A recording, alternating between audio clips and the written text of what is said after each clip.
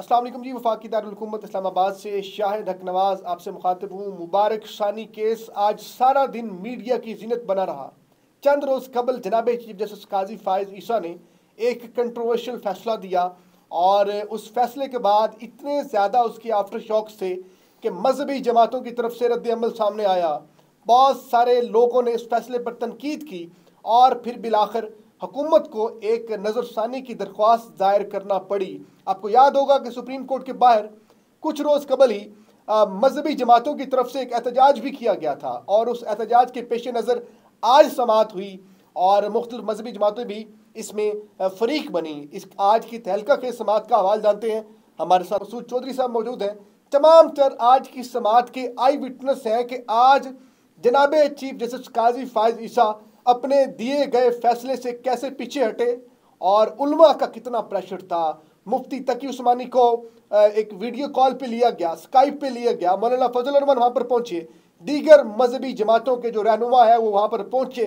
उन्होंने जनाब chief justice काजी फायज़ ईसा को समझाया, चैम्बर्स में लेकर गए और चैम्बर्स में फैसला लिखवाने के बाद बाहर आकर वो फैसला सुनाया गया। मसूद चौधरी साहब, जनाब चीफ जस्टिस काजी फायज़ ईसा अपने आप को अक्ल कुल समझते हैं।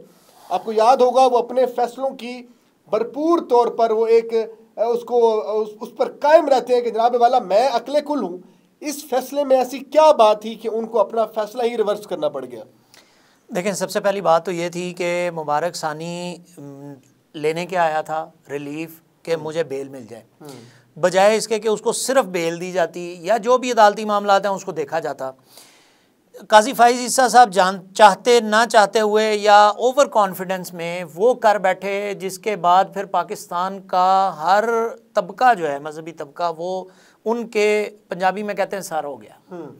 और उसके बाद जो चीफ जस्टिस साहब की आज की बॉडी लैंग्वेज और 6 तारीख की बॉडी लैंग्वेज, जब यानी पहली मरतबा उन्होंने ये केस सुन के और डिसीजन दिया था मुबारक सानी के रिलीज़ का, तो उसकी बॉडी लैंग्वेज में बहुत फ़र्क था।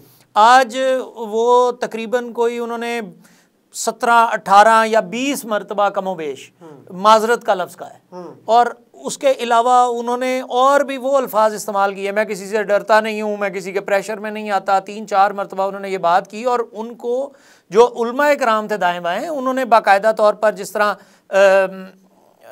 बहुत सारे लोगों को ऑनलाइन लिया गया, तो उन्होंने भी जवाद नकवी साहब जो हैं उन्होंने बाकायदा तौर पर यह बात कही कि आप अंडर प्रेशर नज़र आ रहे हैं, परेशानी की कैफियत में है।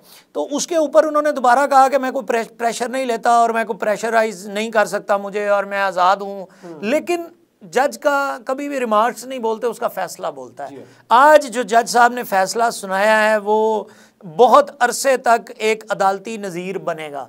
गो कि ये शॉर्ट फैसला है, इसकी तफसीली फैसला भी आना बाकी है, शायद वो तफसीली फैसला आए ही ना।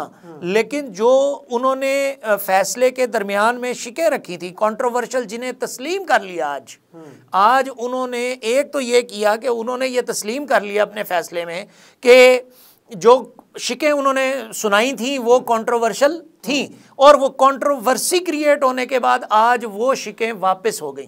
तो जब वो उनके फैसले की शिकें भी वापस हो गई और वो अदालती नज़ीर भी नहीं बनेगा, अदालती नज़ायर भी नहीं बनेगा, तो जो मजहबी तबके का मुतालबा था उसको मान लिया गया है और उसको तस्लीम कर लिया गया है।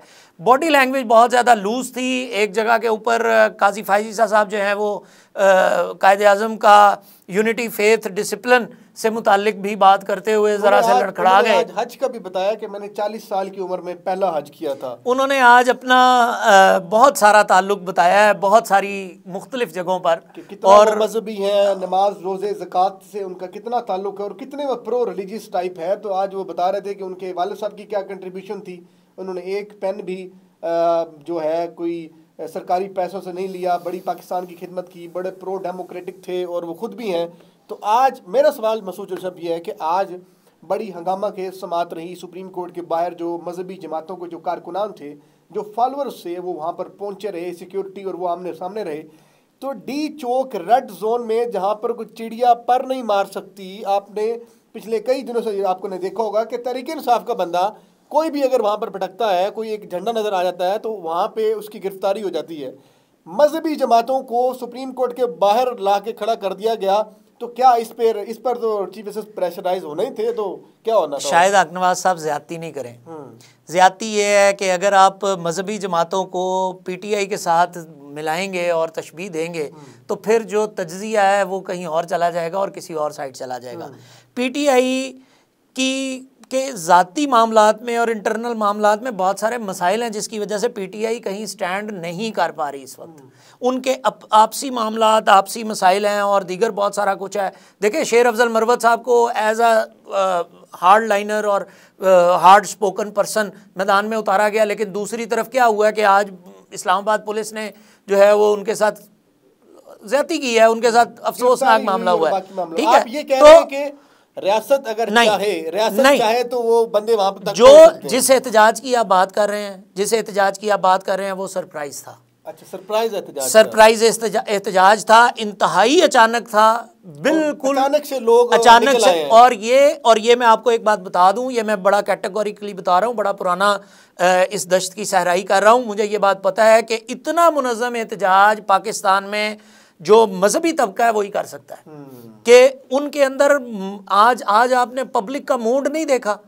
अच्छा, इससे पहले पब्लिक का मूड नहीं देखा, इससे कई दिन पहले जो बहुत सारी खबरें मार्केट के अंदर गर्दिश कर रही हैं चीफ जस्टिस साहब से मुतालिक, और हम उन खबरों के बारे में बात नहीं कर रहे, कहीं पे जानबूझकर नहीं कर रहे कि यार कंट्रोवर्सी से कंट्रोवर्सी क्रिएट हो तो उससे बेहतर है, सेंसिटिव मामला है। तो शुक्र है कि हमने एक और गवर्नर तासीर वाला वाकया नहीं देखा इस मामले में। अगर चीफ जस्टिस साहब ने इसकी नज़ाकत को समझते हुए अगर उन्होंने अपने फैसले को वापस ले लिया, अपने जो कमेंट्स हैं उनको वापस ले लिया है, तो वो जाहिर है उनको नहीं पता होगा, उनको तफसीली मामला नहीं पता होगा। बड़े बाखबर साफ़ी हैं, मुबारक सानी का फैसला देने के बाद यही खबरें चल रही हैं, शहर इक़्तिदार में चल रही थी कि उनकी कोई सिक्योरिटी भी बढ़ाई गई है और बड़े मामलात उनके गिर्द जो थे बड़े सख्त किए गए हैं ताकि किसी भी किस्म का कोई हमला भी उन पर हो सकता है।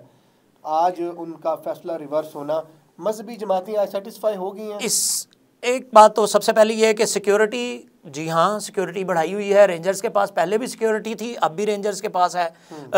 आज कोर्ट रूम के अंदर इंतहाई ज़्यादा सिक्योरिटी पाई गई, गो के एक मरतबा जो है वो वकील जो हैं वो बोले बड़े गुस्से में, और उन्होंने बड़ा एक जो है एजिटेशन टाइप कोर्ट रूम के अंदर उन्होंने जो है वो बात की और उसको फिर बाद में डाइल्यूट किया गया। दूसरा, मुफ्ती हनीफ कुरैशी बहुत ज़्यादा एक जो है वो खुल के बोले भी, और वो जो है वो यहाँ तक कि उन्होंने 2-4 जुमले भी जड़ दिए तो चीफ जस्टिस के सामने। तो वो ये सारी चीज़ें रिपोर्ट नहीं हो सकी, लेकिन जाहिर है कि का बताएं ना कि आज उन्होंने क्या किया है अदालत में। मुफ्ती हनीफ कुरैशी साहब खड़े हुए और उन्होंने जो है वो वहाँ पर ख़त्म नबूवत से मुतालिक बात करना चाहिए। चीफ जस्टिस साहब ने कहा कि आप बैठ जाएं, आपको बाद में मौका दूंगा। उन्हें पहले भी मौका नहीं मिलता रहा है बात करने का, तो उनके दलाइल जो हैं उनको नहीं सुनना चाह रहे थे चीफ जस्टिस साहब, या नहीं सुन रहे थे।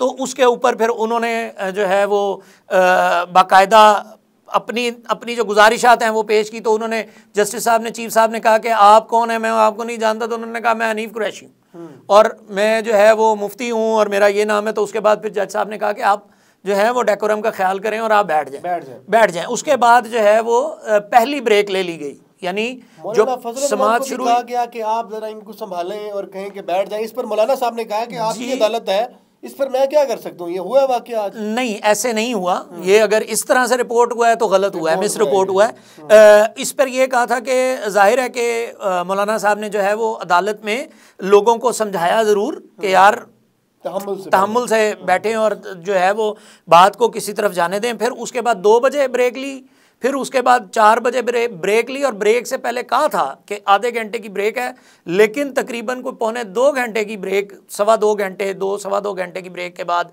आते ही फैसला सुनाया। और उसी ब्रेक के दौरान में मौलाना फजलुर रहमान और दीगर लोगों के साथ उन्होंने चीफ साहब ने मुलाकात की। अच्छा, तो ये कंक्लूड करें ज़रा, आज फैसला सुना दिया गया है और जनाब चीफ जस्टिस काजी फायज ईसा अपने फैसले से यूँ समझ लें कि यू टर्न लिया, उन्होंने रिवर्स किया अपना फ़ैसला। और इस वक्त तमाम जो हमारी मजहबी जमातें हैं, और अल्हम्दुलिल्लाह ख़त्म नबूवत पे कोई कंप्रोमाइज़ नहीं होना चाहिए। बड़ा कंट्रोवर्शियल फ़ैसला था। मुबारक सानी ने एक तहरीफ शुदा जो कुरान पाक की एक तफसीर थी उसको बांटा, उस पर मुकदमा हुआ, गिरफ्तारी हुई और मुबारक सानी सुप्रीम कोर्ट ऑफ पाकिस्तान से रिलीफ लेना चाहता था, जिस पर फैसला दिया गया कि जनाब वाला हर किसी को ये आज़ादी है कि वो अपनी अपनी अपनी जो उसका जो सेक्ट है उसी के हवाले से वो उसकी इशाअत कर सकता है। इस तरह का फैसला दिया गया जनाब चीफ जस्टिस काजी फाइज ईसा की तरफ से और उस पर मजहबी जमातों का बड़ा सख्त रद्द-ए-अमल आया और जनाब चीफ जस्टिस काजी फाइज ईसा को आज घुटने टेकने पड़े और क्योंकि एक बड़ा सेंसिटिव मामला है और फाइनली ये मामला इस वक्त ख़त्म हो चुका है और कोई खून खराबा या कोई इस तरह का जो एक अफसोसनाक या इस तरह का वाक़या पेश नहीं आया और जनाब चीफ जस्टिस काजी फाइज ईसा हमें आज अंडर प्रेशर भी नजर आए क्योंकि मामला ही इतना असास है। आखिरी को कमेंट कर दें अपने नाज़रीन के लिए। देखिए, मैं एक बात आपको बता देता हूँ कि एक बात मार्केट में ये हो रही है कि जो शिकें हैं, कंट्रोवर्शियल शिकें, उनमें फ़लाँ शिक वापस ली गई है, बाकी स्टैंड करती हैं। ऐसा नहीं है, तमाम जो कंट्रोवर्शियल शिकें हैं वो वापस ले ली गई हैं। और दूसरा ये कि नज़ीर नहीं बनेगी। वो फ़ैसला जो पहले जो कमेंट्स आते रहे हैं और जो कुछ चलता रहा है वो नज़ीर नहीं बनेगा। अभी तफसीली फ़ैसला आना है। तफसीली फ़ैसला आने पर पता चलेगा कि इस केस की जो दीगर बातें हैं जिनके ऊपर बहुत सारी डिस्कशन है जो हुई है, अभी जो माजी में हुई है उसके ऊपर जो गुफ्तगू है वो भी होनी बाकी है। एक तरफ आप जाहिर है कि चीफ जस्टिस काजी फाइज ईसा के घुटने टेकने की बात कर रहे हैं, तो दूसरी तरफ ये मजहबी तबके की जानिब से जो है वो एक कोहिजन भी नज़र आई अदालत के अंदर। वो एक नुक्ते पर यानी नुक्ता इर्तिकाज़ जो उनके दरमियान है वो वही है कि ख़त्म नबूवत के मामले के ऊपर वो आपस में एक दूसरे के साथ कोऑपरेट भी कर लेते हैं और एक दूसरे के साथ मिल भी रहते हैं, तो बात भी कर लेते हैं। तो ये जो बात है वो उम्मत के लिए बेहतर है, उम्मत के लिए अच्छी है। आने वाले वक्त में देखते हैं कि उलमाए कराम इसको किस तरह लेके चलते हैं। मौलाना फजलुर रहमान का जो किरदार है, उसके बाद एक बात मैं आपको बता दूं, यहाँ पर एक चीज़ बार बार मिस हो रही है कि जब जो इस पूरे सारे सिनेरियो में जिसने सबसे अहम किरदार अदा किया है उसमें साहबजादा हामिद रज़ा का बड़ा रोल है और बड़ा ताल्लुक़ है। वो ताल्लुक़ देखें, दलाइल तो जाहिर है शेरजान साहब ने दिए हैं और उसके अलावा मुफ्ती साहिबान ने दिए हैं, तकी उस्मानी साहब ने दिए हैं, दीगर लोगों ने दिए हैं, लेकिन जवाद नकवी साहब ने दिए हैं। लेकिन जो सारी चीज़ को जो एंकर करने वाला आदमी, जो चलाने वाला आदमी, वो साहबजादा हामिद रज़ा है। क्योंकि जब असम्बली में पॉइंट ऑफ ऑर्डर लेके जाना, फिर उसका वहाँ से कमेटी में आना, कमेटी में लेजिस्लेशन होकर अदालत को लिखा जाना कि रियासत की जानिब से, पार्लियामेंट की जानिब से जो आपने बातें की हैं वो मावराए आइन है, यानी आइन के साथ मुतसादिम है। अब एक और बात भी यहाँ पर लोग भी ये बात कर रहे हैं, आपने बात की कि जी क्या उलमाए कराम को ये फैसला पसंद आ जाएगा, या यहाँ मामला पसंद नापसंद का नहीं है। अब काजी साहब फंस गए हैं।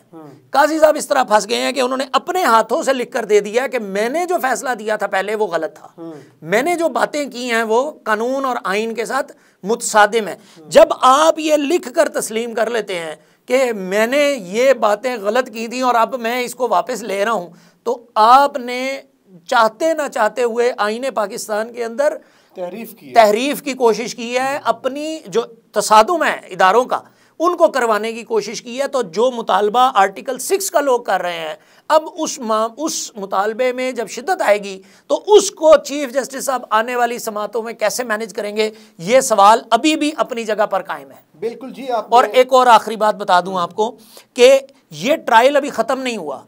मुबारक सानी केस का ट्रायल अभी ट्रायल कोर्ट में चलना है। ट्रायल कोर्ट में उसने उसी तरह होना है जो तमाम चीज़ें उसके मुताल्लिका मौजूद हैं। तो अभी जब ट्रायल होगा, उस ट्रायल के बाद फिर दोबारा से जब वो दूसरी पार्टी, अभी देखें ना, मुबारक सानी और उसका वकील और जो अहमदी कादियानी मरज़ई ग्रुप है सारा, उनमें से किसी के कोई दलाइल नहीं है यहाँ तक। जो बात भी चीफ जस्टिस साहब ने की वो चीफ जस्टिस साहब ने की और उलमाए कराम ने आगे से उसका रिटेलिएशन रिबटल दिया। अब जब नीचे फैसला होगा मुबारक सानी केस का और उस फैसले के ऊपर अपील आएगी और फिर अपील आएगी, तो आने वाले किसी चीफ जस्टिस के पास ये मुबारक सानी केस फिर दोबारा पहुंचेगा और फिर हम इसको रिपोर्ट कर रहे होंगे और उसके ऊपर फिर सेंसिटिविटी अपनी जगह पर कायम रहेगी। उसको सजा हो जाती है। देखें, एक केस को आपने पॉपुलर कर दिया है, अब हर बंदे को पता है कि मुबारक सानी केस क्या है, मुबारक सानी कौन था, मुबारक सानी कौन है, वो क्या करता है, उसका क्या किरदार है, क्या उसको इजाज़त होनी चाहिए, क्या नहीं होनी चाहिए, चार दीवारी के अंदर होनी चाहिए, नहीं होनी चाहिए। बिला वजह काजी फायज ईसा साहब ने, भाई एक बंदा बेल लेने आया था, उसको बेल दे देते या ना देते, डिसीजन दे देते बिला वजह। उस वो पंजाबी में कहते हैं टाकी, यानी छोटा सा कपड़ा होता है टाकी, उसको टाकी को इतना खोला है, इतना खोला है कि वो थान पहले बना, फिर वो थान बनने के बाद अब वो रूला बन गया, मतलब रूले में, और अब वो रूले में खुद लिपट गए हैं और अब वो खुद जवाब दे हैं अपने अपने किए का, सारी जिंदगी वो अब जवाब दे हैं कि उन्होंने क्या किया। अच्छा, फिर एक और बात, इस केस को लॉबीज और इंटरनेशनल मीडिया बहुत ज़्यादा फॉलो करता है। क्यों फॉलो करता है? क्योंकि एक सेंसिटिविटी इन्वॉल्व है और दीगर बहुत सारी चीज़ें इन्वॉल्व है। अगर प्रेशर वाली बात है तो एक तरफ का प्रेशर है तो दूसरी तरफ का भी तो प्रेशर है, दूसरी तरफ का प्रेशर है तो पहली तरफ का भी प्रेशर है। अब मामला जो है वो प्रेशर और प्रेशर के दरमियान